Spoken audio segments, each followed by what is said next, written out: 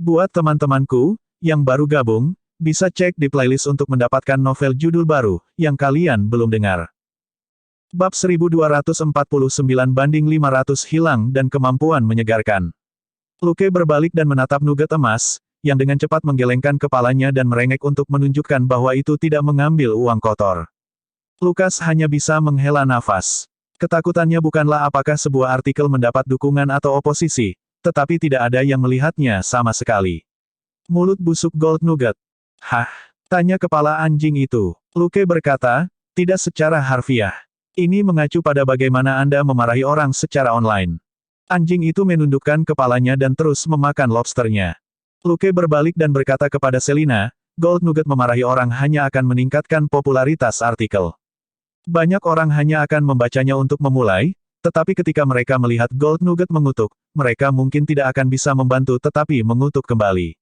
Ini adalah reaksi berantai. Lebih banyak orang akan mulai berkelahi, berita akan menjadi lebih populer, dan anjing bodoh ini tidak akan mendapatkan 1 sen pun untuk itu membantu mempromosikan berita secara gratis. Selina mengerti apa yang dia maksud, tetapi tidak terlalu memikirkannya. Bahkan jika itu benar-benar dibayar 5 sen per komentar, itu tidak banyak. Lukas mengangkat alis. Apa kamu yakin? Selin curiga. Apa yang salah? Luke berkata, siput kecil, tabulasikan berapa banyak komentar yang dikirim akun Selina dalam 2 hari terakhir. 2 detik kemudian, siput kecil menjawab, total 5.720, Pak. Luke berseru, sedikit sekali. Siput kecil menjawab, rata-rata, ada lebih dari 37 kata per komentar. Selina tanpa sadar menghitung jumlah di hatinya. Astaga, apakah itu berarti orang ini memposting lebih dari 100.000 kata? Dia tidak pernah benar-benar memikirkannya. Sekarang dia tahu bahwa anjing itu telah memposting lebih dari 100.000 kata secara online untuk mengutuk orang dalam 2 hari terakhir, bukankah dia punya terlalu banyak waktu? Merasakan keterkejutannya, anjing itu dengan tegas berbalik sehingga pantat dolar tertuju pada Selina. Merenung sejenak, Luke tidak memberitahunya bahwa 5.700 dikalikan 37 sebenarnya lebih dari 200.000. Dia hanya mengangkat bahu dan berkata, saya khawatir komentar berkualitas tinggi seperti ini akan menelan biaya lebih dari 10 dolar. Selin tertawa. Jadi, apakah itu kehilangan 500 dolar? Merenungkan selama beberapa detik, Luke menggelengkan kepalanya dan berkata, jangan pikirkan itu. Ia bahkan tidak bisa menghafal tabel perkalian. Sebagai troll online palsu, ia bahkan tidak tahu berapa banyak uang yang seharusnya didapat. Kepala anjing, saya tidak bisa mendengar Anda, saya tidak bisa mendengar apa-apa. Omong-omong, saya memiliki lebih dari 500 dolar di simpanan saya, saya akan bertanya pada Selina berapa banyak uang yang saya miliki malam ini. Mungkin 50.000 dolar, atau 500.000 dolar. Gold Nugget tidak tahu bahwa simpanannya saat ini bukan 50.000 atau 500.000 dolar, tetapi lebih dari 5 juta. Sudah lama sekali pacaran dengan Selina untuk menghajar orang, dan mereka membagi keuntungan 50-50 di antara mereka berdua. Uang itu telah terakumulasi dalam jutaan. Selina telah menyebutkannya sebelumnya, tetapi karena Gold Nugget tidak pandai menghitung angka, ia dengan cepat lupa. Yang perlu diketahui adalah bahwa ia memiliki banyak uang pribadi. Angka pastinya tidak masalah. Bagaimanapun, iblis itu mengurus biaya hidup, sehingga tingkat di mana Gold Nugget menggunakan uang jauh lebih lambat daripada tingkat di mana simpanan pribadinya tumbuh. Mengabaikan aktivitas di luar, setelah Luke menyelesaikan versi 1.0 dari sistem 1000 wajah, dia akhirnya bisa menghabiskan sebagian besar waktunya untuk meneliti kekuatan naga. Ini sebenarnya bukan penelitian yang sulit. Sementara 2 wanita tua, Alessandra dan Nyonya Gao, tidak terlalu menonjol setelah beberapa abad, mereka berada di puncak dalam hal kemahiran dalam kultivasi. Di ruang bawah tanah villa tepi laut, Luke mengangkat tinjunya dan melihat ke kiri dan ke kanan dengan ekspresi sedih. Apakah kamu bercanda? Kemampuan ini memiliki efek khusus yang murah. Tinjunya seperti 2 bola lampu pijar 60 watt yang bersinar dengan cahaya kuning terang. Ini adalah cara standar untuk menggunakan kekuatan naga, kumpulkan di tangan dan ubah menjadi tinju besi yang tidak bisa dihancurkan untuk digunakan dalam pertempuran. Terlepas dari keluhan Luke, dia sebenarnya cukup terkejut. Itu karena dia menyadari bahwa selama dia mengendalikan jumlah energi yang dikeluarkan, menggunakan kekuatan naga dalam pertarungan tidak akan menyebabkan dia menderita efek samping yang serius seperti untuk Alessandra dan Ni Gao. Alasannya sangat sederhana. Alessandra dan Ni Gao dapat dianggap telah menempuh jalan jahat yang menggunakan kekuatan naga untuk memperpanjang hidup mereka. Ketika seseorang mengolah kekuatan naga, tubuh manusia perlu membentuk benih dengan kekuatan misterius ini. Kemudian, mereka perlu mengumpulkan cukup qi di dalam tubuh untuk memberi makan benih ini dan membuatnya lebih kuat sehingga bisa digunakan dalam pertempuran. Mayat Alessandra dan Ni Gao, yang ingin hidup lebih lama, sudah membusuk. Mereka tidak bisa mengolah cukup qi untuk memperkuat tubuh mereka. Sebaliknya, mereka hanya bisa mengekstrak kekuatan naga untuk mempertahankan tubuh mereka yang membusuk. Laju generasi mereka tidak bisa mengimbangi laju konsumsi kekuatan naga, dan cepat atau lambat mereka akan tersedot kering, dan mati. Namun, Luke benar-benar berbeda. Penyembuhan diri dasar dan fisiknya yang luar biasa adalah generator qi terbesar. Fisiknya yang super kuat juga memberinya sistem pencernaan yang kuat, dan dia bisa makan banyak untuk meningkatkan bioenergi yang dibutuhkan untuk teknik pemurnian Kunlun Qi. Ketika Alessandra dan Ni Gao berada pada kondisi terkuat mereka, mereka hanya 2 kali lebih kuat dari orang biasa. Setelah tubuh mereka menua, mereka bahkan tidak memiliki setengah fisik orang biasa sebelum mereka mati. Dalam hal makanan, apa yang mereka berdua makan dalam 10 hari lebih sedikit daripada yang dimakan Luke dalam sehari. Dalam hal ini, qi yang mereka berdua sempurnakan bahkan kurang dari 1/10 dari apa yang bisa dimurnikan oleh Luke. Mereka tidak bisa memenuhi kebutuhan, dan hanya bisa menyia-nyiakan kekuatan naga untuk mempertahankan hidup mereka. Luke, di sisi lain, telah mengembangkan kekuatan naga ke tingkat tertentu hanya dalam 2 hari, dengan harga yang tidak lebih dari klonnya yang makan seperti orang gila. Juga, kedua wanita itu memiliki terlalu banyak rahasia, dan sulit untuk menemukan ahli yang cocok untuk mempelajarinya, sementara Luke sendiri adalah seorang peneliti veteran. Dia dan Selina sekarang memiliki diet yang dirancang khusus dari berbagai larutan nutrisi bermutu tinggi dan makanan berenergi tinggi. Lagi pula, makanan yang biasanya mereka makan di luar hanyalah bantalan, ditambah dengan makan 3 kali sehari, itu hanya 50–60% dari apa yang mereka butuhkan setiap hari. Rasa makanan tetap penting bagi mereka berdua. Mereka tidak ingin mengubah makan menjadi misi, jadi mereka secara alami tidak dapat memastikan diet seimbang. Apa yang kurang dari mereka harus dilengkapi dengan makanan berenergi tinggi dan larutan nutrisi bermutu tinggi. Paket makanan eksklusif Luke lebih seimbang dan tidak terlalu istimewa. Untuk Selina, dia harus secara khusus memastikan bahwa dia memiliki persentase lemak tubuh yang cukup tinggi untuk mencegah otot dadanya benar-benar berubah menjadi jaringan otot. Menggabungkan semua faktor ini bersama-sama, pemurnian Kunlun Qi Luke seperti mesin gerak abadi, dan dia bisa berkultivasi selama lebih dari 10 jam sehari. Adapun Alessandra dan Nyonya Gao, mereka akan beruntung jika mereka bisa berkultivasi bahkan 1 jam setiap hari sebelum kematian mereka. Tidak berlebihan untuk mengatakan bahwa qi yang digunakan Luke untuk kekuatan naga dalam 2 hari ini lebih dari apa yang bisa mereka gunakan dalam setengah tahun. Sangat mudah bagi Luke untuk menguasai dasar-dasar kekuatan naga, yang awalnya sedikit tidak terlihat, dan mencapai ambang kecil. Adapun pencapaian besar, itu akan memakan waktu lama. Alessandra dan Ni Gao selalu menggunakan kekuatan naga untuk memperpanjang umur mereka, dan tidak pernah memiliki kesempatan untuk mengolahnya hingga ambang batas yang signifikan. Mereka memiliki metode untuk berkultivasi ke ambang batas yang signifikan, tetapi tidak pernah mempraktikkannya. Di sini, tingkat kultivasi Luke melambat. Bab 1250, penuh kekuatan dan bakat lampu utama. Tapi Luke tidak terburu-buru. Kekuatan naga hanyalah kartu truf. Karena dia sendiri telah berkultivasi ke ambang kecil, dia dapat memastikan bahwa keluarganya dapat mencapai tahap ini. Alessandra dan Ni Gao mampu hidup selama 500 tahun setelah mencapai ambang minor, hasil ini sudah cukup, dan tidak perlu meminta lebih. Juga, setelah ketangkasan Luke mencapai 40, dia pasti akan meningkatkan kekuatannya menjadi 60 terlebih dahulu. Setiap 20 poin adalah tonggak sejarah, dan koefisien praktis pasti akan meningkat.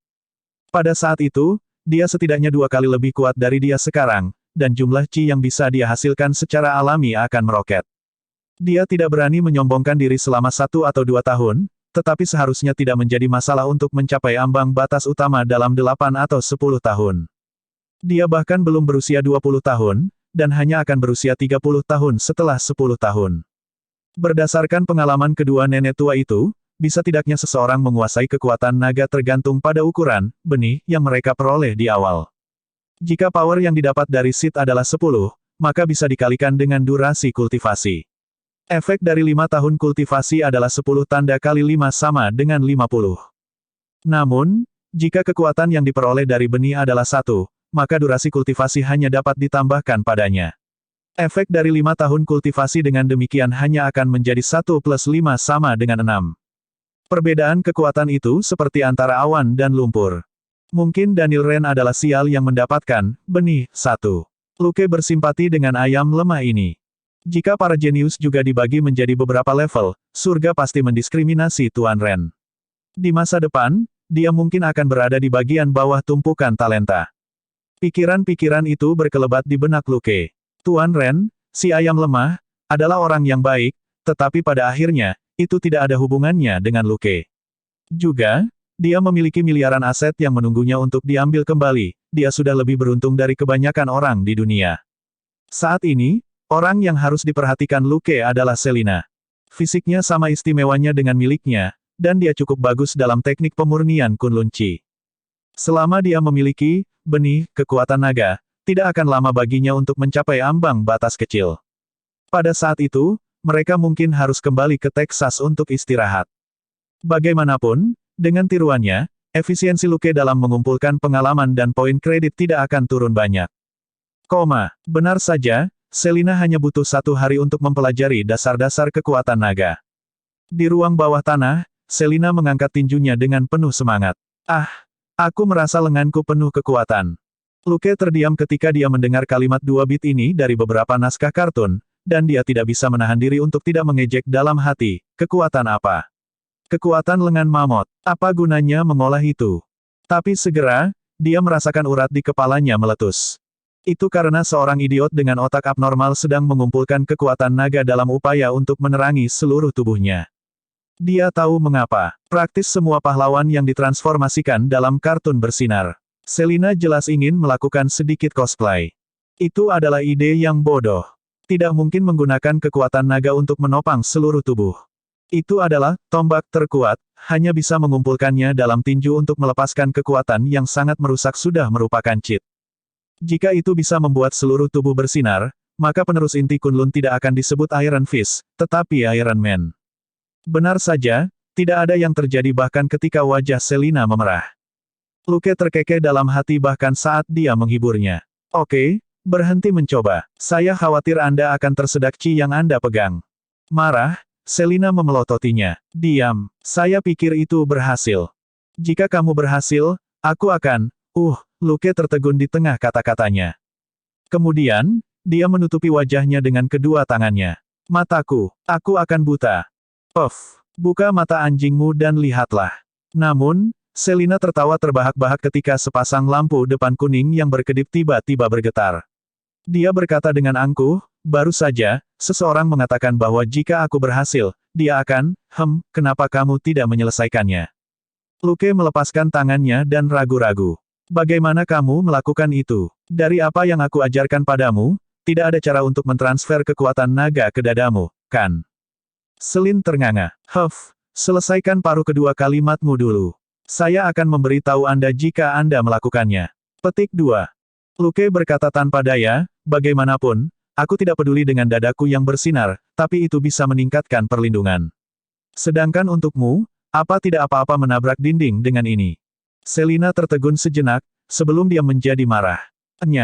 Mengapa saya menggunakannya untuk menabrak dinding? Apa menurutmu aku gila? Luke merentangkan tangannya. Tapi menurut Kunlun, tinju besi menggunakan kekuatan naga untuk menyerang. Sebagian besar deskripsi tentang membelah batu terbuka dan gunung. Bagaimana kalau kamu beralih ke kepalamu saja? Petik 2. Selina berkata, persetan, aku tidak ingin berbicara denganmu. Setelah beberapa saat, Luke menyerah, dan mengatakan bahwa mereka berdua akan kembali ke Texas dalam beberapa hari untuk istirahat. Selina bersorak, dan baru kemudian mereka meneliti masalah lampu depan ini. Setelah membicarakannya sebentar, Luke mengerutkan kening. Hanya dapat dikatakan bahwa kamu memiliki bakat khusus. Selina sedikit malu. Selama diskusi mereka, dia tidak dapat menjelaskan bagaimana dia memindahkan kekuatan naga ke dadanya. Karena dia hanya ingin melakukannya, dan dia berhasil. Seperti seorang siswa miskin yang tidak tahu bagaimana menyelesaikan suatu masalah, sedangkan siswa yang berprestasi akan berkata, tidak perlu dipikirkan, begini saja. Mereka tidak berada pada gelombang yang sama. Pada akhirnya, Luke menyerah. Tidak masalah apakah dia bisa mempelajari kemampuannya atau tidak, itu tidak akan mempengaruhi kemampuan bertarungnya untuk saat ini, dan Selina hanya akan menggunakannya setelah menutupinya. Seperti saat biduk pertama kali menyerang tiruan Mephisto, Luke telah memasang efek khusus ringan sehingga seluruh armor bersinar. Ini juga berarti bahwa dia memiliki proyek penelitian lain untuk dilihat, yang tidak membuat banyak perbedaan karena dia memiliki lebih dari 100 proyek. Mereka kemudian memberitahu Dustin bahwa mereka akan kembali ke kampung halaman mereka untuk istirahat. Dustin melambaikan tangannya dan setuju. Luke dan Selina mengikuti pola 2+3 yang biasa, mereka mengambil cuti 3 hari tepat setelah akhir pekan dengan total 5 hari, dan juga pergi sore sebelumnya. Detektif lain di Departemen Kepolisian lebih sibuk, tetapi keduanya tidak termotivasi oleh tekanan untuk dipromosikan, dan baru-baru ini banyak bekerja lembur. Apalagi yang bisa Dustin katakan. Keesokan harinya, mereka dengan riang terbang kembali ke Texas. Selina membawa hadiah yang jauh lebih sedikit kali ini, dan semuanya adalah barang yang lebih kecil. Lagi pula, keluarganya tidak kekurangan apa-apa lagi di rumah. Mario, pemilik peternakan baru, dan Sandra, istri pemilik peternakan, mengandalkan kerja keras mereka untuk mendapat untung kecil. Ditambah dengan kenyataan bahwa Selina, wanita kaya ini, menanggung semua biaya studi saudara-saudaranya dan sebagian besar biaya hidup mereka, kualitas hidup mereka akhirnya berubah. Ini menunjukkan satu hal, bagi kebanyakan orang yang ingin memperbaiki kehidupan mereka dalam waktu singkat, cara terbaik adalah menunggu bantuan keuangan dari orang kaya. Bab 1251, kamu terlalu tampan, jadi pergi. Bahkan jika Mario dan Sandra bekerja dengan rajin di peternakan mereka sendiri, mereka tidak akan memiliki terlalu banyak surplus untuk 1 atau 2 tahun ke depan, karena akan dibuang kembali ke operasi dan perluasan peternakan. Dibutuhkan setidaknya 5 tahun bagi mereka untuk mencapai tingkat penghasilan 200.000 setahun. Meski begitu, mereka tidak akan pernah mendapatkan penghasilan sebanyak yang Selina dan Gold Nugget lakukan. Juga, Selina dan Kepala Anjing tidak perlu khawatir tentang pencucian uang. Luke mengambil uang kotor itu dan memberi Selina dividen sebagai gantinya. Tidak seperti Luke, yang pada awalnya hanya bisa menyimpan uang kotor ini di inventarisnya, Selina memilikinya jauh lebih baik. Tapi Luke tidak kecewa. Jika dia mencuci uang saat itu, dia harus memikirkan cara sekarang untuk mengubah dana legal menjadi uang kotor untuk membayar sekutunya di Amerika Selatan dan Eropa. Nyaman, dia bisa menggunakan sebagian besar dengan orang-orang ini. Setelah mereka turun dari pesawat di Bandara Dallas, mereka menelepon. Beberapa menit kemudian, sebuah Benz G500 dengan bagian depan anti peluru berhenti di depan mereka. Seorang pria bule berusia 40-an menyambut mereka melalui jendela yang terbuka. Luke, Selina, di sini. Mereka menyapa pria itu dengan senyuman dan berkata, "Halo, Tommy." Mereka lalu masuk ke dalam mobil.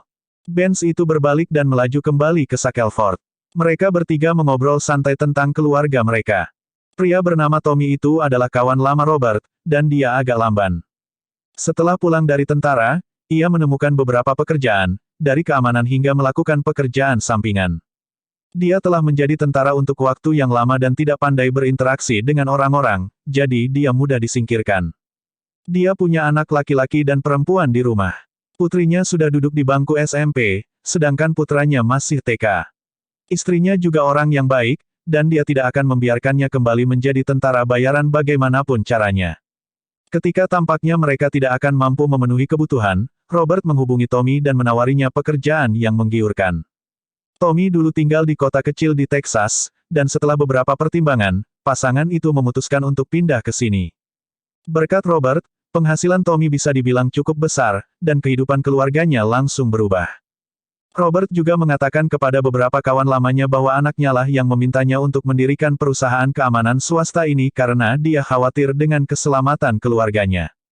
Rekan-rekan lamanya tidak di sini untuk bertarung, mereka di sini untuk menjaga keamanan untuk keluarga Robert, dan sambil lalu melatih karyawan perusahaan keamanan. Setiap hari, Tommy dan kawan-kawan lamanya melatih para pemula, dan mereka minum-minum dan bermain senjata sepulang kerja. Ketika dia bebas, dia bisa membawa anak-anaknya ke peternakan untuk menunggang kuda. Dia tidak lagi harus tersenyum patuh pada orang asing dengan temperamen buruk. Jika bukan karena saran Luke tentang mendirikan perusahaan keamanan swasta, Tommy mungkin masih makan kotoran, dan tidak akan menjalani kehidupan yang santai dan puas. Jadi, ketika Tommy mendengar bahwa Luke dan Selina akan kembali, dia menawarkan diri untuk menjemput mereka di Bandara Dallas. Dia tidak sering bertemu Luke dan Selina, tapi mereka cukup akrab. Luke dan Selina juga memperhatikan sifat Tommy yang tidak bersalah. Yang paling mereka bicarakan adalah beberapa cerita memalukan tentang Robert, dan hal-hal seperti senjata, mobil, dan peternakan. Ini adalah topik umum di Texas yang kebanyakan orang tidak akan pernah kehabisan hal untuk dikatakan. Namun, kosakata Tommy sedikit mendasar. Deskripsinya tentang situasi keluarganya dapat diringkas sebagai baik, sangat baik, tidak buruk, hebat, dan seterusnya. Lukas tidak keberatan. Bagaimanapun, mereka hanya mengobrol, dan dia memeriksa antarmuka sistem secara sepintas. Dalam sistem, Tommy berwarna hijau muda. Lukas santai. Benz kembali ke Shackelford tepat saat matahari hampir terbenam, dan Luke serta Selina kembali ke rumah mereka masing-masing. Hari berikutnya adalah hari Sabtu. Luke bangun pagi-pagi sekali, dan menarik Robert dan Catherine untuk berlatih teknik pemurnian kunlunci. Joseph, di sisi lain, dikirim ke tempat Selina untuk bermain dengan 3 saudara kandungnya. Setelah mengajar pasangan itu selama setengah hari, Luke sedikit berkeringat, dan menyadari bahwa dia telah meremehkan kesulitan berlatih teknik pemurnian kunlunci. Setelah beberapa jam, Robert dan Catherine masih belum bisa melakukannya, dan menatap kosong pada penjelasannya. Jika bukan karena fakta bahwa dia sangat dapat dipercaya, pasangan itu akan mengira dia gila. Sekarang Luke memikirkannya, sepertinya Selina telah mendengarkannya selama beberapa jam, dan kemudian, dia berhasil. Dia jelas meremehkan bakat Selina. Tetapi tanpa pemahaman dasar tentang teknik pemurnian kunlunci, seseorang tidak dapat mengembangkan kekuatan naga. Luke hanya bisa menguatkan dirinya saat dia mengajar pasangan yang bodoh ini. Setelah hari yang panjang, pikiran Robert berantakan saat mereka melanjutkan makan malam. Sebagai guru SMP, Catherine sangat sabar dan pandai berkomunikasi dan pengertian. Ditambah dengan kecintaannya pada seni, yang memberinya pola pikir fleksibel, dia tiba-tiba menemukan peluang, dan tiba-tiba membuka matanya. Kurasa aku merasakan, itu. Luke sangat terkejut. Betulkah? Catherine mengangguk senang, tetapi ekspresinya tiba-tiba membeku. Tunggu, kurasa itu sudah hilang sekarang. Lukas melambaikan tangannya. Jangan khawatir. Setelah Anda merasakannya pertama kali, kedua kalinya tidak akan sesulit itu. Tenang, pelan-pelan. Robert, pergilah sedikit lebih jauh. Tertegun, Robert menunjuk hidungnya. Saya, pergi lebih jauh. Merenungkan selama beberapa detik, Luke memutuskan untuk melanggar aturan tidak berbohongnya. Aku khawatir kamu akan mengalihkan perhatian Catherine karena kamu terlalu tampan. Kamu, Robert kehilangan kata-kata. Jika dia membalas, bukankah itu mengakui bahwa dia tidak tampan? Jika dia tidak mengatakan apa-apa, maka dia harus duduk dengan patuh di samping. Tapi tubuhnya sudah mengambil keputusan, dan dia dengan tegas berjalan ke ruang makan. Aku haus. Aku akan mengambil air dulu. Luke berkata dengan patuh, tidak masalah. Apakah Anda membutuhkan bir? Mungkin jika Anda minum cukup, Anda akan bisa merasakannya. Petik 2. Robert, tersesat. Catherine merasa terhibur. Fakta membuktikan Luke benar. Setengah jam kemudian, Catherine memang menemukan keadaan yang tepat lagi. Kali ini, dia tidak terganggu. Sebagai gantinya, dia mengikuti instruksi Luke dengan tidak tergesa-gesa dan akhirnya mengunci sedikit, ini. Meskipun dia belum benar-benar memahaminya, dia telah mengambil langkah pertama. Selama dia perlahan membiasakan diri dengan perasaan ini, hanya perlu beberapa bulan baginya untuk menguasai dasar-dasarnya.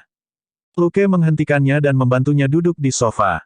Melihat perutnya yang besar, dia berkata sambil tersenyum, ini akan berhasil.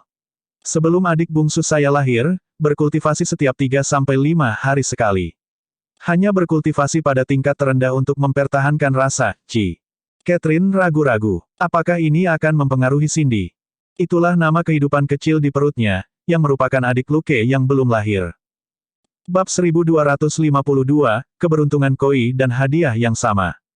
Sekarang, situasi keuangan mereka sangat berbeda. Jadi, dengan desakan Luke dan atas permintaan kuat Joseph, bersama dengan persetujuan sepenuh hati Claire, Robert dan Catherine akhirnya memutuskan untuk memiliki anak lagi. Berdasarkan rencana Robert dari beberapa tahun yang lalu, dia seharusnya melakukan yang terbaik saat ini untuk mengumpulkan dana kuliah untuk Luke. Kemudian, Dia akan melakukan yang terbaik untuk memeras sebanyak mungkin untuk biaya sekolah Claire. Satu-satunya penghiburan adalah bahwa Joseph masih duduk di bangku sekolah dasar dan belum waktunya mengeluarkan uang untuknya. Dengan begitu, dia dan Catherine bisa menutupi pengeluaran dengan gaji mereka. Pada akhirnya, Luke menjadi kaya begitu cepat sehingga Robert dan Catherine tidak berani melihat terlalu jauh, karena takut pembuluh darah mereka pecah. Claire menempel pada Luke, dan dalam waktu satu musim panas, menjadi penyanyi, dan bahkan terkenal sekarang. Jika Luke dan Claire tidak melapor kepada mereka setiap hari, pasangan itu tidak akan pernah mengira bahwa penyanyi yang mengenakan wig dua warna di TV adalah putri mereka. Setelah Claire menjadi penyanyi, dia punya uang sendiri. Secara alami, pasangan itu tidak perlu membayar biaya sekolah dan biaya hidupnya. Selain itu, Luke sering membeli barang dan mengirimnya pulang ke keluarganya, sehingga Robert dan Catherine merasa tidak punya tempat untuk membelanjakan gaji mereka. Rasanya semuanya ada di tempatnya dan mereka hanya kekurangan satu hal. Baru setelah Robert secara resmi mengkonfirmasinya dengan Luke, Claire, dan Joseph secara terpisah, adik perempuan ini muncul. Tanggal jatuh tempo Catherine semakin dekat. Itulah sebabnya Luke harus kembali sendiri. Ketika datang ke tes fisik, dia jauh lebih baik daripada kebanyakan rumah sakit. Namun, dalam hal perawatan, kemampuannya sangat miring. Rumah sakit besar manapun dengan mudah memiliki ratusan dokter, dan dia benar-benar tidak dapat dibandingkan dengan mereka. Setelah dia kembali, dia sudah memeriksa Catherine dan bayi perempuan di dalam rahimnya. Luke sangat tenang sekarang. Jangan khawatir, tidak apa-apa. Itu hanya akan membuatnya lebih sehat. Hanya saja tubuh Anda tidak cocok untuk olahraga berat saat ini. Ini akan baik-baik saja setelah Cindy lahir. Itu akan sangat bagus. Catherine santai. Setelah itu, mereka memanfaatkan kesempatan untuk mengobrol bersama. Pada siang hari, ketika yang satu mengajar yang lain, mereka hampir tidak punya waktu untuk mengejar ketinggalan. Kebetulan Joseph makan malam di tempat Selina. Setelah dia kembali, Luke membawanya ke atas untuk mandi dan pergi tidur. Mereka berbicara tentang keluarga, Claire, teman perempuan Luke di New York, dan bagaimana membesarkan Cindy setelah dia lahir. Tiba-tiba, Luke yang sedang berbicara, berhenti dan berbalik untuk melihat ke arah ruang makan tempat Robert berada. Kemudian, dia berbalik dan membuat gerakan diam pada Catherine. Robert juga merasakan Ci. Catherine tidak percaya. Apakah kamu sedang bercanda? Hari ini, Luke diam-diam memberitahunya bahwa Robert telah menjalani kehidupan yang terlalu muda baru-baru ini, jadi pemikirannya melambat. Dengan demikian, kultivasinya mungkin lambat, dan Catherine tidak bisa lupa untuk mengawasinya dan memastikan dia bertahan. Pada akhirnya, hal bodoh ini benar-benar berhasil. Luke mengintip dan menggelengkan kepalanya dengan senyum masam. Catherine tidak bisa tidak khawatir. Dia bertanya dengan suara rendah, apakah ada masalah?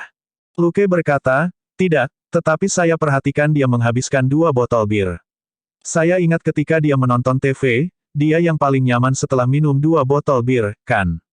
Petik 2. Tertegun, Catherine berpikir sejenak dan membenarkannya, sebelum ekspresi aneh muncul di wajahnya.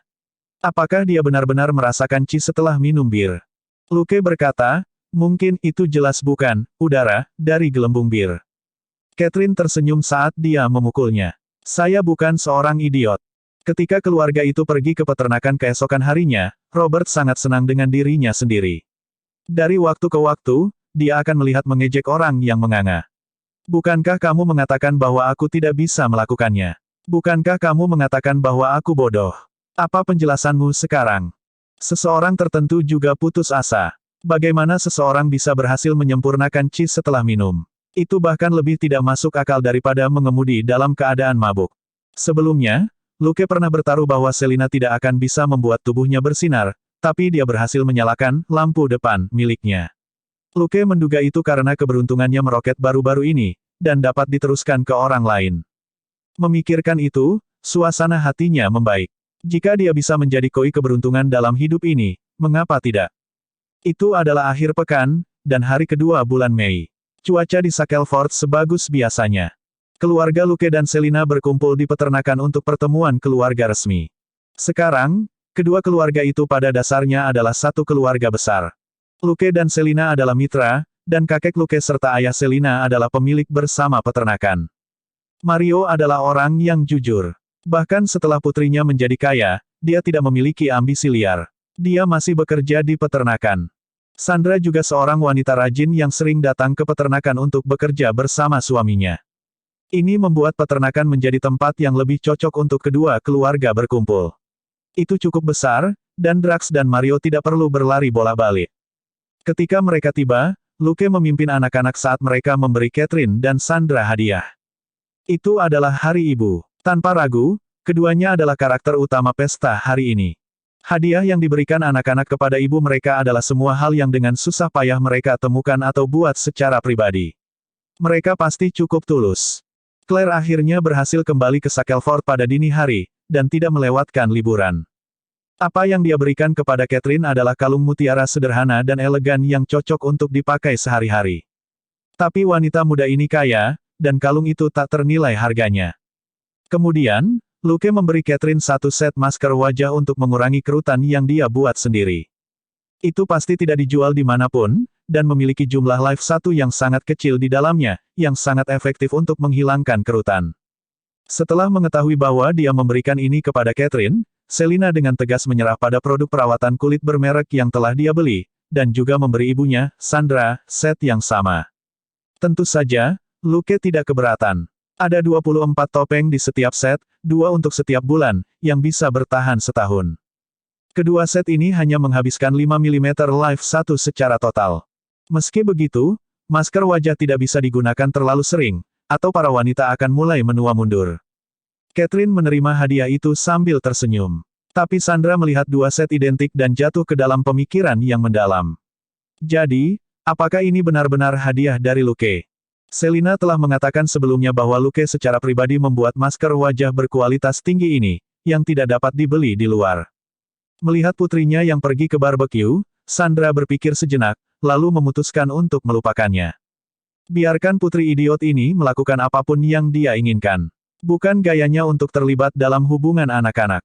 Lagi pula, dia paling membencinya ketika orang tuanya ikut campur, dan karena marah, dia kawin lari dengan Mario. Emosi Selina mirip dengannya, dan mereka tidak perlu kawin lari, tidak ada gunanya Sandra mengatakan apa-apa. Bab 1253, Inspeksi, dan terima kasih, Paman. Rentang milik bersama di Shackleford sibuk dengan aktivitas, tetapi tiruan Luke di New York juga tidak menganggur. Dia sudah cukup mahir dalam operasi ganda ini. Selama dia tidak harus menghadapi 2 medan perang yang rumit secara bersamaan, dia bisa merespons dengan mudah. Paling-paling, itu masalah seberapa banyak usaha yang dia lakukan. Dia murni bersantai di peternakan, jadi dia bisa duduk di kursi dan keluar dari waktu ke waktu. Dia pada dasarnya tidak ada hubungannya, jadi dia secara alami memberi lebih banyak perhatian pada tiruannya di New York. Berbicara secara logis, dengan dia dan Selina kembali untuk istirahat, tiruannya dapat mengunjungi Elena dan menghabiskan beberapa hari bersamanya. Selama dia tetap di bawah radar, itu tidak masalah. Tapi dia perlu mengawasi latihan harian dari banyak calon rekan setimnya di New York, New Jersey, dan Nassau. Dia benar-benar tidak punya banyak waktu untuk keluar dan bermain. Selain itu, tidak aman bagi dua Luke untuk muncul pada saat yang sama, jadi dia menanggungnya. Ketiga gadis itu sudah menyesuaikan diri dengan kehidupan baru mereka. Segera setelah single baru Stephanie dirilis, perusahaan rekaman menjadi sibuk.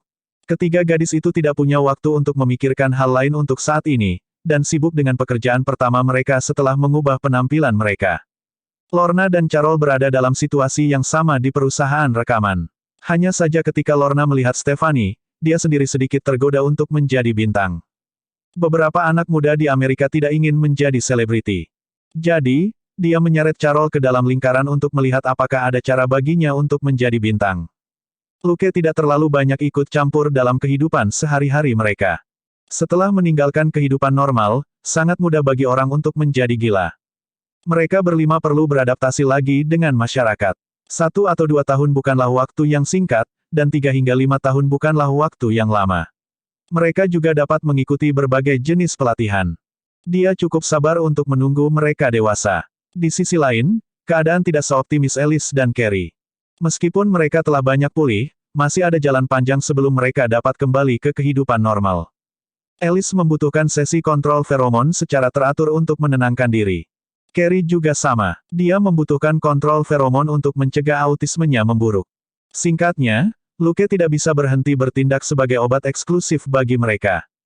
Setelah memeriksa calon rekan satu tim ini, dia akan kembali ke bengkelnya di villa tepi laut untuk melanjutkan kerja lembur, ketika dia menerima pemberitahuan dari Alfred tentang kejadian yang tidak biasa. Hari sudah siang, jadi tiruannya keluar dengan set sistem 1000 wajah kedua. Wajahnya tidak begitu tampan, tetapi memiliki fitur yang berbeda dan rongga mata yang dalam. Matanya panjang dan sempit, dan bibir tipisnya secara alami mengerucut, memancarkan aura jahat yang suram. Tentu saja, wajah itu milik Fei, yang muncul di bar Weasel. Bersembunyi di bawah jembatan layang, Luke di kemacetan lalu lintas di depan. Dia membatalkan tembus pandangnya, menyesuaikan setelan hitamnya, dan berjalan maju. Suara tembakan terdengar di depan. Banyak orang turun dari mobil mereka dan berlari dengan panik ke arah yang berlawanan. Tapi tidak ada yang peduli padanya. Banyak orang memandang pria parubaya dengan setelan jas dan kacamata hitam dengan heran, tetapi hanya itu. Tembakan dan ledakan di belakang mereka terlalu berbahaya. Luke mengabaikan mereka. Itu karena gambar yang ditransmisikan oleh drone mini sudah diproyeksikan ke kacamata hitamnya. Meskipun pertempuran di depan masih berlangsung, itu akan segera berakhir. Bahkan jika orang-orang ini tidak lari, mereka akan baik-baik saja. Saat dia memikirkan ini, seorang wanita berusia sekitar 35 tahun berlari dengan seorang gadis kecil. Keduanya ketakutan. Wanita parubaya itu menoleh ke belakang saat dia berlari, seolah takut seseorang mengejar mereka. Hidung Luke berkedut, dan dia bisa dengan jelas mencium bau asap dan darah di hidungnya. Jelas bahwa ibu dan anak itu telah melihat baku tembak dari jarak dekat, tetapi mereka bukan tipe orang yang akan mempertaruhkan nyawa mereka hanya untuk menjadi penonton langsung, dan mereka melarikan diri dalam ketakutan. Tidak jauh dari mereka ada satu boneka beruang tergeletak di tanah, mungkin dijatuhkan oleh pemilik muda sebelumnya. Wanita parubaya, yang berlari dengan panik, bahkan tidak menyadarinya saat dia menginjaknya. Tumitnya yang tajam menembus kepala beruang. Sebagian besar fokus ke belakang, wanita itu terhuyung-huyung dan mengambil 2 langkah dengan tumitnya masih menempel di kepala beruang malang itu. Wanita itu memukul-mukul ketika dia mulai kehilangan keseimbangan, tetapi dia lupa bahwa dia masih menggendong putrinya di satu tangan. Gadis kecil itu tidak gemuk, dan terus menabrak ibunya saat ibunya berlari. Ibu dan anak itu benar-benar kehilangan keseimbangan. Wanita itu semakin terhuyung-huyung, dan tanah bergegas ke atas untuk memenuhi wajahnya. Melihat ibu dan putrinya, yang akan berlutut, Luke kehilangan kata-kata. Saat itu baru bulan Mei, dan seseorang sudah berinisiatif untuk bersujud dan memberinya salam tahun baru. Ibu dan anak itu melebarkan mata mereka bahkan tidak punya waktu untuk merasa takut sebelum mereka akan menyentuh tanah.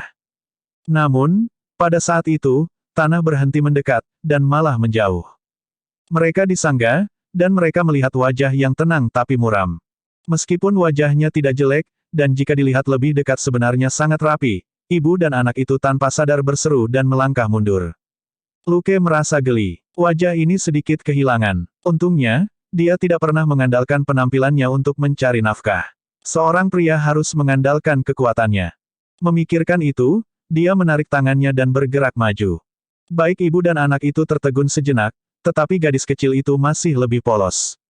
Dia tidak bisa menahan diri untuk tidak berteriak di punggungnya, "Terima kasih, Paman." Gurunya telah mengajarinya untuk dengan tulus berterima kasih kepada siapapun yang membantunya. Luke menghentikan langkahnya. "Hah, Paman? Baiklah, dia adalah seorang paman." Sang ibu kembali sadar dan dengan cepat berteriak, "Terima kasih."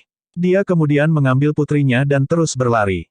Dia baru saja mengambil satu langkah, ketika dia merasa lembut di bawah kaki kanannya, dan dia berlutut. Dia menundukkan kepalanya, hanya untuk melihat bahwa tumitnya masih menempel di kepala boneka beruang yang sekarang terjepit. Luke tidak memiliki mata di punggungnya, tetapi drone itu ada di udara. Ketika dia melihat gambar ini, bibirnya berkedut. Pada akhirnya, wanita itu masih tidak bisa lepas dari berlutut. Setelah selingan kecil ini, suasana hati Luke membaik. Itu adalah naluri yang tak terhindarkan untuk menertawakan nasib buruk orang lain. Itu bukan karena Anda tidak memiliki simpati, tetapi karena Anda melihat betapa tidak beruntungnya pihak lain. Paling tidak, wanita yang telah menghancurkan beruang itu tidak terlalu menyedihkan. Paling-paling, lututnya akan memar selama beberapa hari. Suaminya mungkin tidak akan memikirkannya. Saat Luke memikirkan itu, dia mencapai baku tembak. Selusin mobil terbalik di jalan layang. Ada bagian yang rusak, peluru dan darah di mana-mana. Luke mengabaikan mereka dan berjalan begitu saja. Dia batuk ringan. Bab 1254, benar-benar ingin mengalahkannya sampai mati. Pada akhirnya, sosok merah tua itu sepertinya tidak mendengarnya.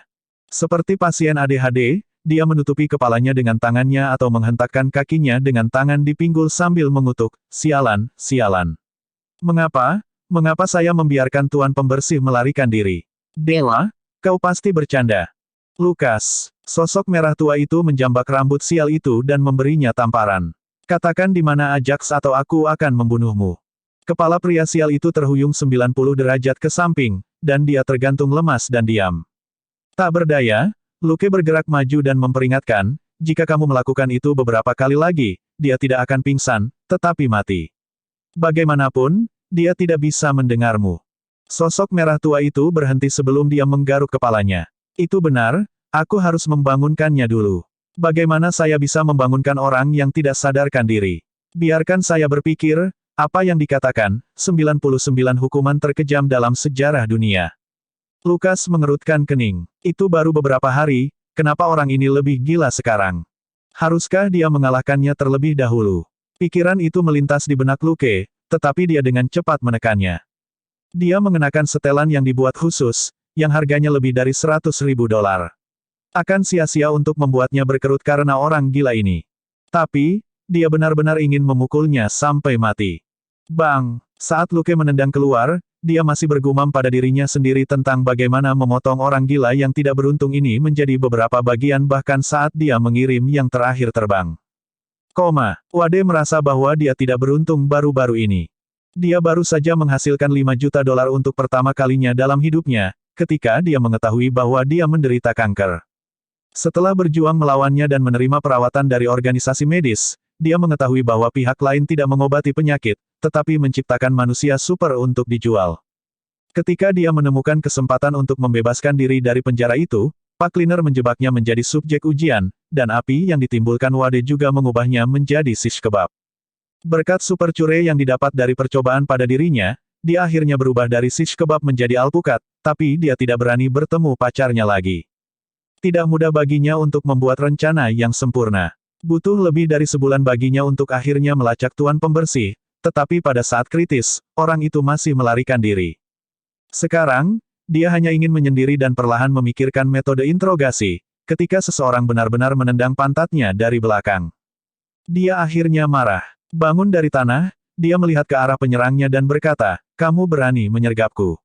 Apakah kamu tahu siapa aku, aku?" Nada suaranya tiba-tiba turun pada kata terakhir. Sepasang kacamata hitam dengan wajah muram dan dingin muncul di hadapannya. Wade sepertinya merasakan mata manik-manik di balik kacamata hitam yang memelototinya, dan dia merasa sedikit kedinginan. Dia tidak bisa menahan senyum, meskipun Luke tidak bisa melihat wajahnya yang jelek sama sekali. "Hai, Tuan Smith. Bos, Anda bahkan lebih tampan setelah tidak melihat Anda selama beberapa hari, terutama dengan kacamata hitam itu." Berbicara tentang kacamata hitam, saya pikir lini musim panas baru dari kacamata hitam Hello Kitty lebih cocok untuk Anda. Kemudian, dia berhenti berbicara.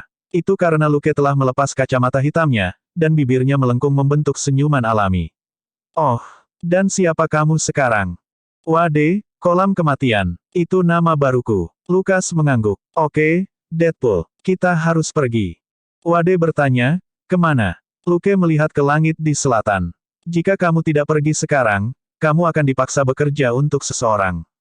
"Wade, kerja? Itu tidak mungkin. Saya tidak akan pernah bekerja dengan jujur sepanjang hidup saya." Lukas tertawa. "Bagaimana dengan SHIELD? Sejauh yang saya tahu, gaji mereka tidak tinggi. Setelah beberapa dekade, Anda dapat menghasilkan 5 juta. Petik 2.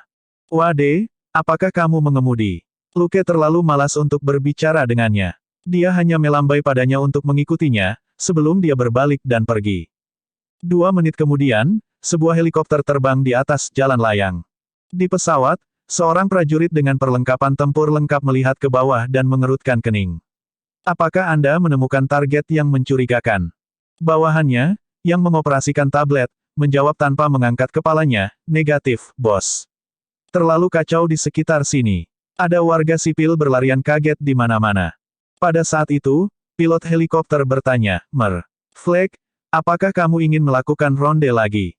Fleck mengerutkan kening dan mengamati area di sekitar jalan layang dengan mata tajam. Sesaat kemudian, dia memerintahkan, beritahu burung dua untuk memperlambat dan mencari dari selatan. Laporkan segera jika menemukan target. Kami akan mengikuti jalan utara sejauh 2 kilometer. Saat Fleck memberi perintah, sebuah kamera drone mini diarahkan padanya dari antara rerumputan. Luke mengangkat alisnya karena terkejut. Itu dia. Dia mengira itu adalah Phil. Lagi pula, banyak yang telah terjadi di New York baru-baru ini, dan salah satu idola masa kecil Phil ada di sini. Dia sudah berusia beberapa dekade, tetapi dia benar-benar bertindak seperti seorang fanboy dan pergi menonton idolanya ketika dia tidak ada hubungannya. Luke kehilangan kata-kata, tapi kali ini, Fleck, yang sudah lama tidak dilihatnya, agak aneh. Berpikir sejenak, dia tiba-tiba bertanya, apakah Anda kenal Rick Fleck? Suara teredam Wade datang dari bayangan transparan dan melengkung di sebelahnya. Siapa? Namanya familiar. Biarkan aku berpikir. Luke berkata, saya pikir dia dari beberapa unit penelitian gabungan tingkat tinggi, tetapi cara dia beroperasi sedikit seperti tentara bayaran yang melakukan pekerjaan kotor. Wade terdiam beberapa saat sebelum dia tiba-tiba berkata, kalau dipikir-pikir, orang ini mencari saya sebelumnya dan ingin mempekerjakan saya untuk jangka panjang. Luke bertanya, mengapa kamu tidak pergi? Wade mendengus. Apa hak dia menjadi bosku? Saya memberinya 2 mata hitam di tempat. Petik 2. Luke berkata, katakan yang sebenarnya. Wade berkata, gaji yang dia tawarkan terlalu rendah, dan saya harus standby 24/7. Saya menonton gadis-gadis di klub tari telanjang saat itu, dan tidak punya waktu untuknya. Luke bertanya, apakah dia benar-benar berhenti mencarimu setelah kamu memukulinya? Dia tidak berpikir itu mungkin. Luke sendiri, misalnya, memiliki pekerjaan resmi sebagai detektif, dan karenanya dapat dikatakan memiliki dukungan. Wade hanyalah seorang tentara bayaran yang beroperasi di wilayah abu-abu. Tidak sulit bagi seseorang dari agen rahasia seperti Fleck untuk menanganinya. Wade, dia melepaskan salah satu lenganku, lalu pergi. Lukas tercengang. Dia mengalahkanmu. Apakah dia menggunakan kekuatan super? Dia tidak melihat sesuatu yang tidak biasa tentang Fleck. Tapi mereka tidak pernah bermusuhan, dan sudah lama tidak bertemu, jadi Luke tidak terlalu memikirkannya. Wade mengalami depresi. Anak buahnya tidak mengikuti aturan. Setelah saya meninju matanya, mereka menodongkan senjata ke arah saya. Saya hanya bisa berhenti, dan lengan saya terkilir. Bab 1255, Pencuri, Bos, dan Orang Gila. Lukas tertawa. Anak buah Fleck pasti tidak akan senang dengan Wade, yang memiliki mulut busuk dan banyak postur. Mereka semua adalah pasukan khusus yang melakukan misi rahasia, dan sangat kejam. Jika Wade tidak berhenti pada saat itu, anak buah Fleck pasti akan meledakkan kepalanya. Keterampilan tempur Wade adalah yang terbaik, dia pasti akan merasakannya. Mungkin Fleck merasa memalukan untuk mengandalkan anak buahnya untuk membantunya ketika dia kalah, jadi dia melepaskan Wade. Atau, dia mungkin juga merasakan bahwa Wade sedang bermasalah. Jika Anda tidak memberi orang ini cukup uang, tidak mungkin membuatnya patuh dan menjadi prajurit yang baik. Oleh karena itu, dia menyerah pada Wade. Tapi Wade saat ini, atau lebih tepatnya, Deadpool, berbeda. Meskipun dia bahkan lebih gila, Fleck tergoda oleh fakta bahwa penyembuhan diri Super Wade meningkatkan kekuatannya. Pada saat itu, Luke dan Wade berjalan ke gang tempat Ford Explorer hitam diparkir. Luke membuka pintu mobil dengan remote, dan mereka masuk, sebelum mereka melepas jubah kamuflase optik. Wade meraih jubah itu dengan kedua tangannya dan tidak mengembalikannya sama sekali. Sebagai gantinya, dia mencari di tubuhnya untuk tempat menyimpannya. Lukas mendengus. Itu milikku. Wade berkata, Bos, jangan sopan padaku. Demi membantu Anda menyelesaikan misi Anda setelah saya mengambil lusinan tembakan di pantat terakhir kali, berikan ini kepada saya sebagai hadiah Natal. Luke menyalakan mobil. Ini sudah bulan Mei. Apakah Natalmu selama itu? Wade meletakkan tangannya di jantungnya.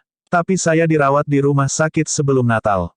Luke mengubah topik pembicaraan. Benda ini membutuhkan baterai. Apakah Anda memiliki baterai yang cocok? Wade berhenti. Apa? Ada chargernya? Atau pengisi daya titanium? Lukas meliriknya. Apakah Anda pikir itu telepon titanium? Benda ini berharga 1 juta, dan hanya bisa berjalan selama 300 jam. Petik 2.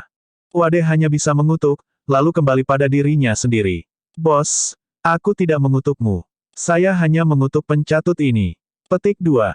Seorang pencatut tertentu, ini adalah produk eksklusif. Apakah kamu ingin membelinya?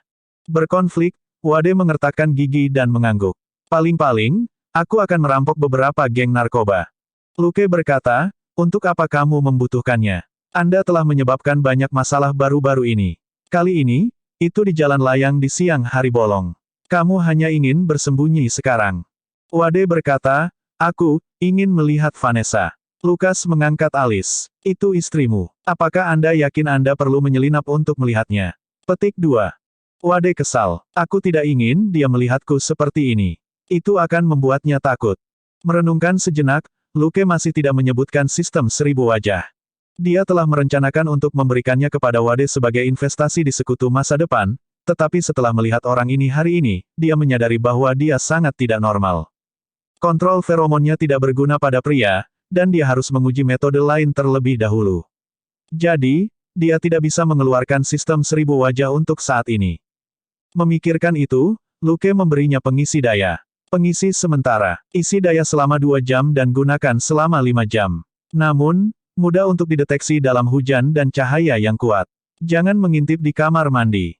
Wade sangat senang. Tidak apa-apa. Kamar mandinya kaca. Dia tidak akan menutup tirai jika dia sendirian di rumah. Luke kehilangan kata-kata. Mengapa pemikiran Anda menjadi semakin bengkok? Seperti yang diharapkan dari pemikiran gila tentang tentara bayaran.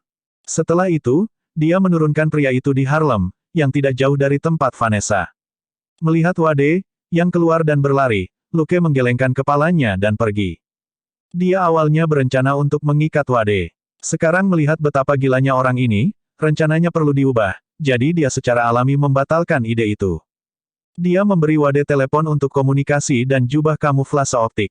Selama orang ini ingin terus menggunakan jubah, dia tidak akan membuang barang-barang ini, jadi sistem GPS berguna.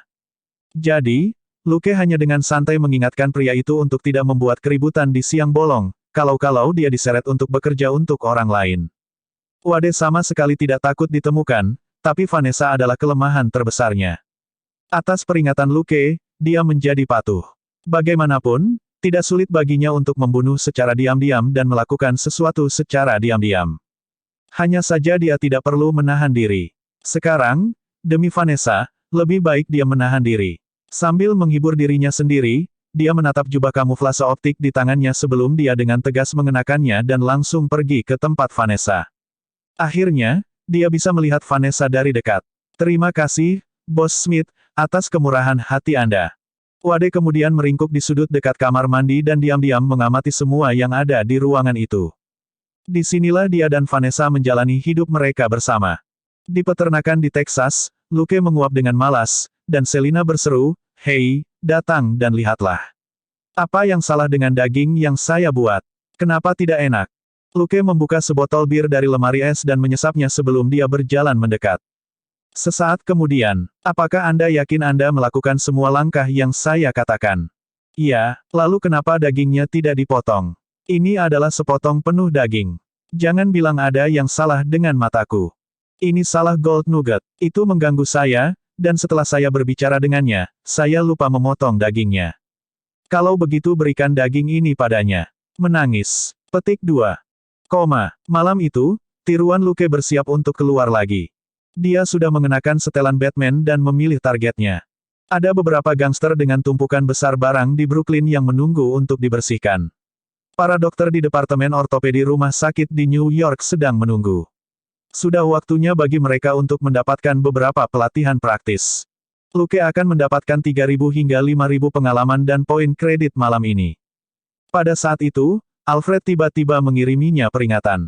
"Tuan, Deadpool punya pesan penting." Luke merasa itu aneh. Aku tidak mengatur tombol komunikasi darurat untuknya, kan? Lewati. Wade adalah orang gila. Jika Luke memberinya tombol darurat, dia mungkin mengeluarkannya untuk bermain ketika dia bosan. Bagaimanapun, orang ini memiliki kemampuan penyembuhan diri yang menakutkan. Dia tidak akan mati bahkan jika Luke muncul sedikit terlambat, jadi Luke tidak memberinya tombol darurat. Telepon tersambung, dan sebelum Luke sempat mengatakan apa-apa, Wade berteriak, "Halo, apakah itu Bos Smith? Istri saya telah diculik. Saya membutuhkan bantuan Anda." Luke berkata, Bukankah kamu bersembunyi di luar kamar mandinya? Pria itu telah berada di tempat Vanessa sepanjang waktu, ketika semua dikatakan dan dilakukan, dia pasti akan mengintip istrinya. Lukas penasaran, siapa yang bisa menculik seseorang dari bawah hidung Wade? Wade jelas merupakan antek Vanessa. Jika ada yang membuatnya kesal, Wade akan melawan mereka sampai mati.